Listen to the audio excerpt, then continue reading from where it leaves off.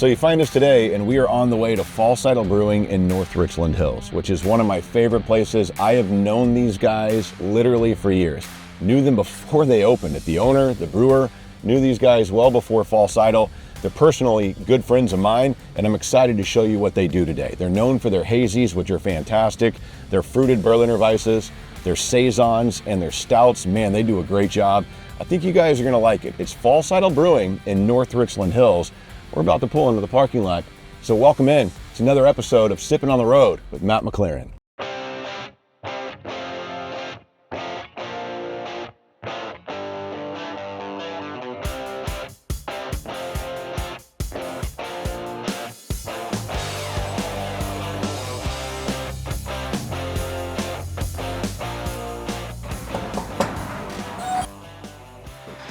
All right, I made it. False Idol Brewing in North Richland Hills. Sometimes it's not on the outside door to let me in. All right, so here we are, hanging out in North Richland Hills at False Idol Brewing, and we're hanging out with Will, their head brewer. I've known Will for a long time. Dude brews incredibly good beer. And today we are drinking To Live and Die in LA, which is a West Coast IPA. So tell us about this beer, Will. Yeah, I mean, West Coast IPA, it's kind of the antithesis of hazy IPA in a lot of ways. I mean, it has a lot of hops, but it's got more bitterness, it's drier. It's going to be clear, typically. It's supposed to be clear. At least according to what they say it's supposed to be. I find a lot of like visual pleasing and seeing a clear beer. Yeah, it's supposed to be clear, right? You know? Yeah. And it looks like this, it's supposed to. It's like, oh. Yeah. It just looks good. You see the condensation? Yeah, because that's what you want a West Coast IPA to look like. Yeah, exactly. Yeah. Yeah, this is, so you're telling me in the kettle it's Citra and Simcoe, and you dry hop it, you add Idaho 7 as well. Yeah, quite a bit. Actually, 50% of the dry hop is Idaho 7. Really? Okay. Yeah, so it's fairly Idaho 7 forward, which is, I'm a big fan of the hop, and that's what this beer is. Yeah, it's just so good, man. It's super easy, it's very drinkable, but it gives you that old school kick that you're looking for in the West Coast for that. You kind of get that hop oil, that kind of residue that sits on your palate for a little bit. Yeah, that kind of resin, dry. Yeah, resin. It kind of makes you thirsty for another sip, if you will. It does. I mean, Yeah. look at this, we're already pounding through it. Yeah, I mean, it's easy to drink, and it seemed like a good beer to share today. We actually just won our third medal with this beer last week at the U.S. Beer Open. At the U.S. Beer Open.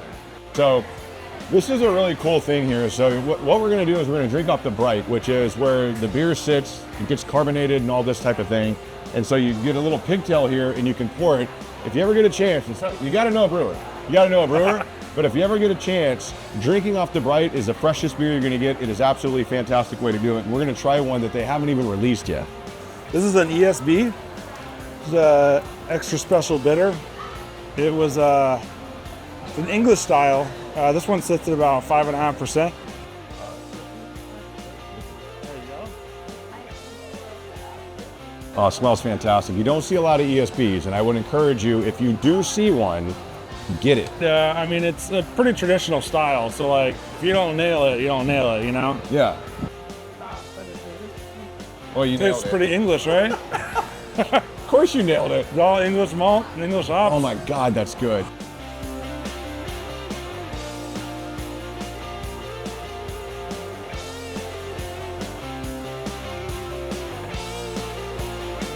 So we're at False Idol Brewing in North Richland Hills, and man, I am stoked about this flight. One of the things that False Idol Brewing does that's so good is they nail a variety of different styles of beer. So we're gonna start with this one. This is their Saison, and the Saison here is called Groovy. Oh my goodness gracious, cucumber lime. Oh, come on, cucumber lime basil, fantastic. Now I'm gonna move on, but we're gonna try this. So this is their Berliner Weiss. Old school German style Berliner Weiss, usually fruited. They do a series called Ghost Eye. This is their cherry pie. I've had it many, many times. I'm gonna tell you right now, I already know it tastes like cherry pie. Smells like cherry pie.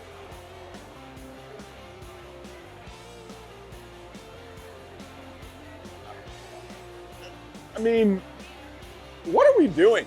It tastes like cherry pie. Ragnarok is one that you'll find on tap at a lot of different places. If you're out and about around DFW, you'll probably find this beer called Ragnarok. I would encourage you to get it. Oh man, it's dank, little grapefruit, fantastic. Now I'm stoked about this. And I'm so stoked about it, I want to make sure I get the notes right because I already know that this beer is brand new. They just released it.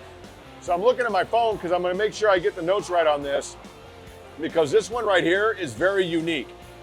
One of the things that False Idol does, they do pastry stouts as good, if not better, than anybody in North Texas. Never had it before.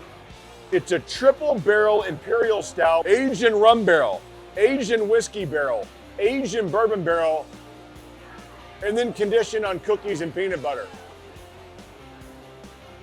Oh my God, it smells like, well, it smells like a slice of heaven.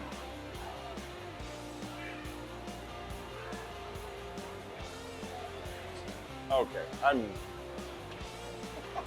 that's a 15% beer. It's fantastic. I'm gonna finish these, but you guys need to come and try them for your own. Whether you like lighter saisons, you like something a little sour and sweet like a Berliner Weiss, you like something a little dank like a hazy or an IPA, or you like something boozy like an imperial aged stout, False Idol's got it all. All right, so hanging out at False Idol Brewing in North Richland Hills with a very good friend of mine, Brandon. Man, love this place, you know that. Known you for a long time, dude. And you guys brewing great beer. We were talking to Will. Love what you guys do. And we are drinking Banquet Boy. We are drinking Banquet Boy. It's a great beer. Will does a great job for us. Yeah. He puts in a lot of hours and a lot of love. And you can really tell. It's a wonderful American premium lager. Real light, easy to drink, and he's even won a gold for it at US Open. So he does a great job for us. The even better part is that he's an amazing person, and I think that just speaks to his impetus and drive to always get better, to always work hard. You know, like whether you're coming in and you want something light and you're unfamiliar with craft beer, you have something light that is approachable. Or you know you've got your beer nerds that are into hazy IPAs and you know your monster adjunct stouts. Doing Christmas in July. Yeah, great turnout for barrel aged beer. You know, and so you know really part of it is not just Will making great beer, but about the styles of beer on the board. There's something for everybody, like you said. We literally have every one of those styles on the board right now. 100%. A lager, we'll have multiple lagers. We'll have Berliner Weisses for the sour fans. We have multiple IPAs, whether it's a solid West Coast IPA or whether it's a hazy IPAs that a lot of people know us for. Or, you know, so we really try and have that depth and well-roundedness. So make people feel welcome and like when they want to come in, whether it's from the board or whether you've got kids in tow or whether you're just by yourselves and want to belly up to the bar. It's a family type atmosphere here.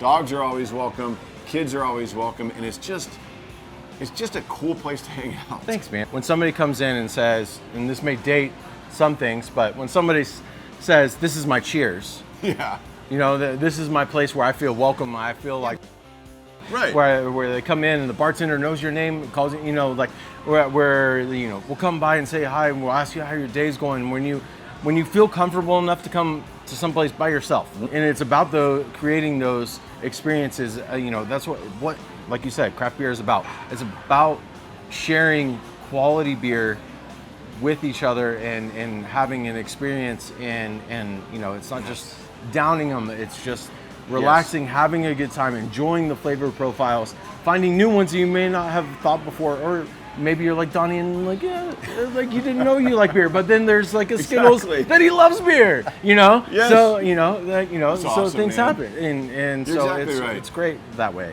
And the cool thing, so one of the things, like you can probably see behind us, all these barrels that we're hanging out in. This is their barrel room, and you guys do one of the cool things and one of the cool events they do every year on Black Friday. Yep.